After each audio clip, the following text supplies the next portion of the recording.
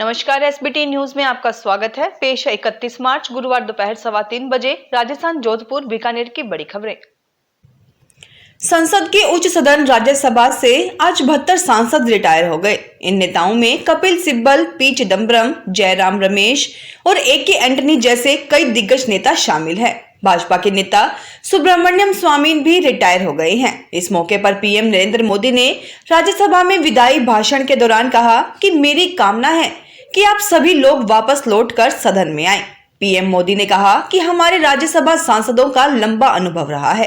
कई बार अनुभव अकादमिक ज्ञान से भी ज्यादा अहम होता है। मैं रिटायर हो रहे सदस्यों से कहूंगा कि लौटकर आना। पीएम मोदी ने कहा कि हमने संसद में लंबा वक्त साथ गुजारा है। इस सदन ने हमारी जिंदगी में अहम योगदान दिया है। जितना हमने उसके लिए किया है उससे कहीं ज्यादा है। उन्होंने कहा कि इस सदन के सदस्य के तौर पर सांसदों को देश की चारों दिशाओं का अनुभव हासिल होता है। इस दौरान मल्लिकार्जुन खड़गे ने कहा कि मैं और कांग्रेस पार्टी बहुत कुछ खो रहे हैं। उन्होंने कहा कि सदन में आनंद शर्मा से विदेश मामलों में मैंने हमेशा सीखा था। खड़गे ने कहा कि ए.के. एंटनी ज्यादा बोलते नहीं थे, लेकिन उनकी सलाह हमेशा अहम रही है। उन्होंने कहा कि ए.के. एंटनी ने बहुत से काम किए हैं, लेकिन कभी उन चीजों के लिए क्रेडिट नहीं लिया। राजस्थान में सरकारी तथा मान्यता प्राप्त स्कूलों का समय 1 अप्रैल से बदल जाएगा। सभी स्कूल 1 अप्रैल से सुबह 7:30 बजे से 1 बजे तक संचालित होंगे। जो स्कूल 2 पारियों में संचालित होते हैं वे सुबह 7 बजे से सायं 6 बजे तक लगेंगे तथा प्रत्येक पारी 5.5 घंटे की होगी। यानी पहली पारी सुबह 7 बजे से 12:30 बजे तक तथा दूसरी पारी 12:30 बजे से 6 बजे तक चलेगी।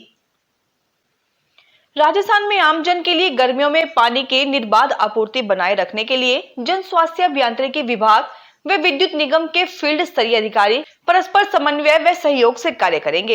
राजस्थान सरकार ने पेयजल योजनाओं, ट्यूबवेल, हैंडपंप आदि के लंबित विद्युत कनेक्शन तत्काल जारी करने के आदेश दिए हैं। ACS energy doctor Subodh Agrawal ने बताया कि गर्मियों में आंधी के कारण पोल गिरने, तार टूटने या अन्य किसी तरह की विद्युत अवरोध की स्थिति में तत्काल ठीक करने की व्यवस्था होगी।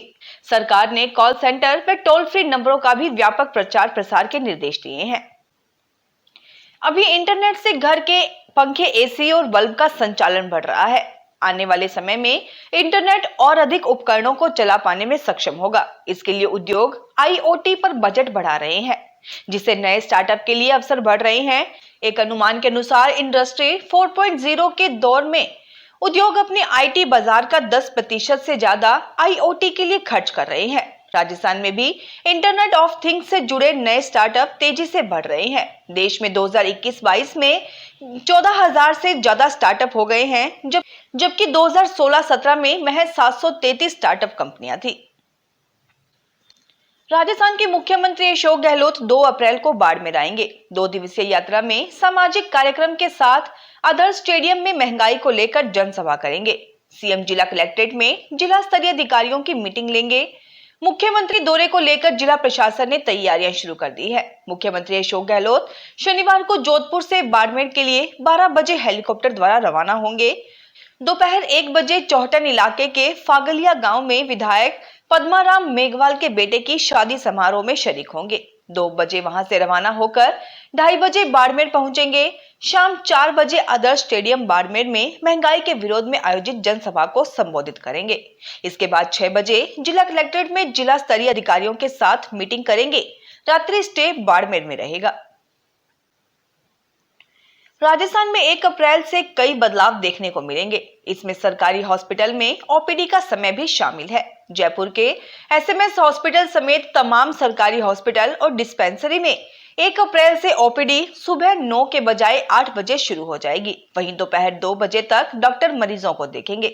इसके अलावा सरकारी छुट्टी वाले दिन केवल 2 घंटे की ही ओपीडी रहेगी।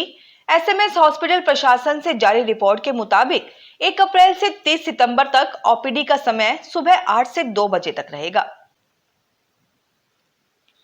मुख्यमंत्री अशोक गहलोत 1 अप्रैल को जोधपुर आएंगे।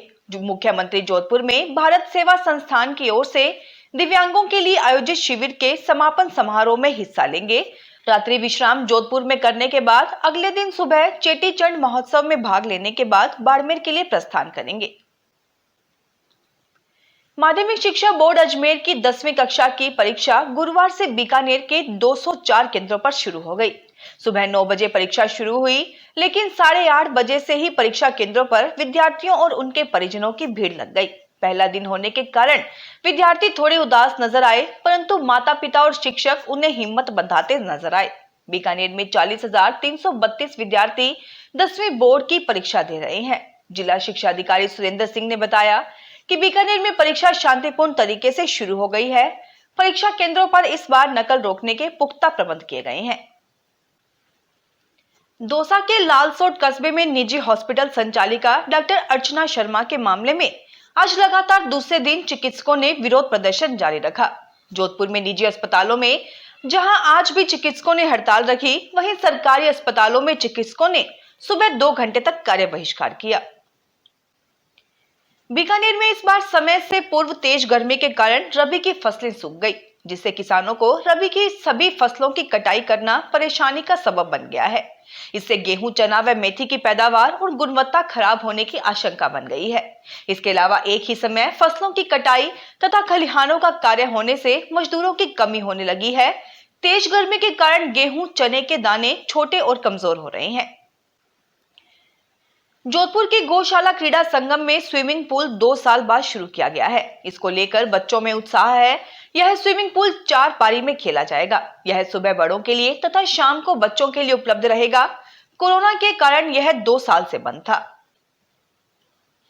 पैकिंग दूध का विक्रय करने वाले उत्तरी राजस्थान सहकारी दुग्ध उत्पादक संघ की बीकानेर इकाई उरमोल डेयरी ने 500 किलोवाट का सोलर प्लांट लगाया है। प्लांट से प्रति माह करीब 70,000 यूनिट बिजली का उत्पादन होगा, जिससे डेयरी को हर साल करीब 47 लाख रुपए की बचत होगी।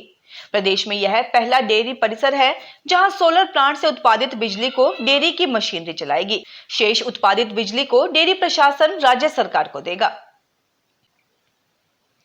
Rajasthan high court advocates association ने हेरिटेज उच्च न्यायालय परिसर की सुरक्षा व्यवस्था बढ़ाने की मांग को लेकर मुख्यमंत्री के नाम एक ज्ञापन जिला कलेक्टर को सौंपा। एसोसिएशन के अध्यक्ष नाथू सिंह राठौड़ ने बताया कि हाल ही में न्यायालय परिसर में आपराधिक प्रवृत्ति के कुछ लोग खुलेआम हथियार लेकर आए, लेकिन अधिवक्ताओं की सतर्कता से बड़ा हादसा टल गया। राजस्थान में नेशनल हाईवे पर गाड़ी चलाना 1 अप्रैल से महंगा हो जाएगा। नेशनल हाईवे ने बढ़ी हुई टोल दरों को लागू करने की अनुमति दे दी है। राज्य में अब नेशनल हाईवे पर चलने के लिए 1 अप्रैल से 5% से 13% तक टोल ज्यादा देना होगा। टोल की बढ़ी हुई दरें सभी श्रेणी के वाहनों पर लागू होंगी। प्रदेश में करीब 82 टोल प्लाजा पर टोल की दरों में बढ़ोतरी हुई है।